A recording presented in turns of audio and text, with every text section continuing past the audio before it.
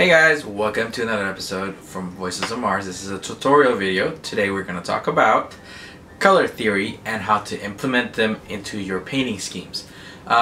This started because of a question that Cain, aka Deathbringer from 11th Legion, asked me what color scheme does his Tyranids need to look, to make certain things stand out. And it just happened that I study graphic design, so I had to study this at school. So I had the privilege of actually studying color theory. There's a couple of tools that could make your life a lot easier when selecting painting schemes.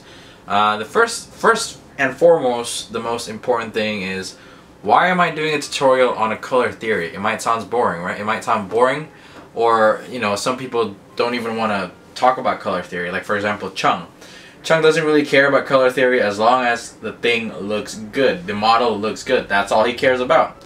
So, but I think color theory is important because you have to know why it looks good and how can you copy it for the next time. Like, how can you, let's say you're doing 1,000 or 100 Space Marines and you wanted to make your own color scheme and you don't know how to make it look good. So these tools are going to help you. I'm just going to list two tools that I usually use. The first one is the color wheel. It's right here. The color wheel. I'm gonna give my own definition of the color wheel. It shows all the spectrum that you usually find on a rainbow. Obviously, white and black is not here because white and black are considered as shades. So if you add white or black into these colors, it's just gonna change the hue or the actual shading of the colors. And let's start off with the primary colors, which are the blue, red, and yellows. If you can see it from the color wheel right here, it actually makes a triangle.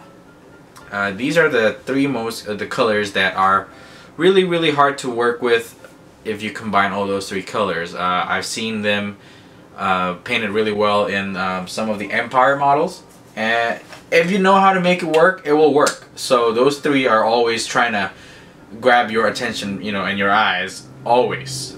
Some colors work really well, so if you're working with pairs, they look pretty good, like McDonald's, In-N-Out, red and yellow.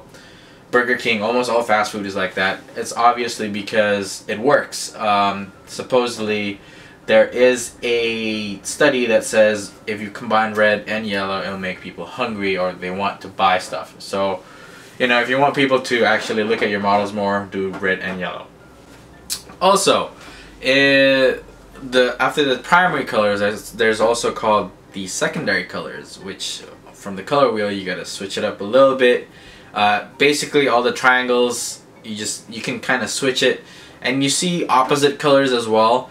So if you want to make certain colors pop up, this is actually the question that Deathbringer brought up to me, and I showed him the color wheel, and he's like, "What is a color wheel?" Well, this is the color wheel. This is all the colors that you can see. And the way that you use the color wheel tool is, if you want to make certain things pop up, for example, you're painting red, or let's do the easy way. You're doing green. You're painting green, and you want a certain thing to pop up. Go right across from that color wheel. So just draw a line, and you see what the colors on the opposite end of it is red. So if you're doing Dark Angels and you want the eyes to pop up, paint it red. If you're doing Tyranids, you're doing predominantly purple, and you want something to pop up, paint it yellow. If you want to do blue, paint it orange. I don't even need to look at the color wheel anymore because I'm already really familiar with it. Like I study design, and I have to actually not memorize, but understand it really well. So hopefully with the color wheel, it'll make your life a lot easier. And a couple of other things that I wanted to add onto using the color wheel. If you notice, there's every color, there's two other colors next to it. If you wanted to make something that blends in really well, you can do one color on each side. Like for example, if you're doing green, you can always do yellow green, or you can always do blue green. As long as it has the green on it, it will create, like they call it, the analogous color, meaning the colors are right next to each other on the color wheel. And if you still wanted to make something pop up out of all those three colors, make an opposite of it.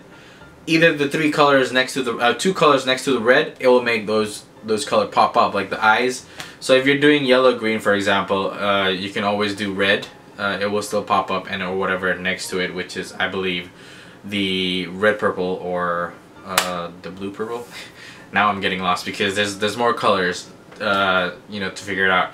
Now another tool that I wanted to show is I found this website that actually gives you color schemes for websites, but you can always apply it onto your painting scheme. So if you're not sure what to do, and basically you click a main color that you wanted to paint it at, and then you click on the top buttons if you want to do secondary, analogous, whichever, and then it shows you what color schemes that actually works together with it.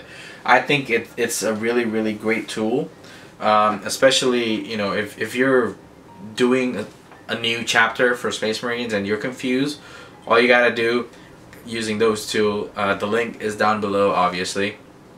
Click on it, check it out, and hopefully it helps, because color theory is technically everything that's what you're doing while you're painting. You're painting colors onto models. Yes, they're not flat grounds, you're not designing posters or anything, but Chung is right on one thing: paint whatever that makes it looks good.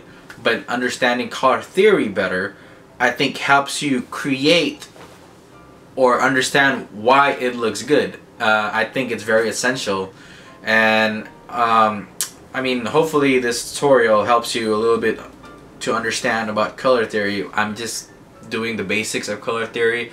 Obviously there's like classes and classes. I mean, I had to take color theory for over a year to actually fully understand it, but keep in mind, you know, if it looks good in your eyes, it looks good, but color theory enhances the I guess the theory. Like, why does it look good?